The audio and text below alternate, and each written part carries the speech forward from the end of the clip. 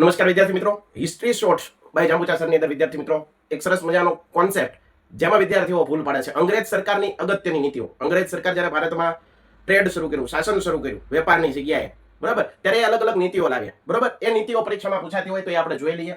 સહાયકારી યોજના, તો સહાયકારી યોજનાના જનક તરીકે કોને ઓળખવામાં આવે? તો કે ભાઈ વેલેસ્લી.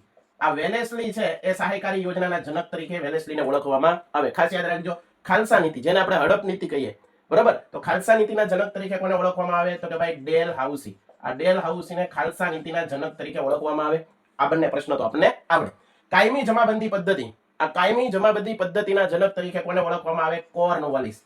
કોને ઓળખવામાં આવે? કોર્નવાલિસ. તો ખાસ યાદ રાખજો, કાયમી જમાબંધી પદ્ધતિના જનક તરીકે પૂછાય તો કોર્નવાલિસ ટીક કરવાનું. રૈયતવારી પદ્ધતિ, આ રૈયતવારી પદ્ધતિના જનક તરીકે થોમસ મુનરો. આ થોમસ મુનરો છે એને રૈયતવારી પદ્ધતિના જનક તરીકે ઓળખવામાં આવે છે.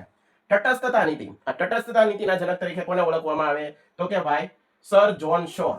સર જોન શોર એને તટસ્થતા નીતિના જનક તરીકે ઓળખવામાં આવે છે.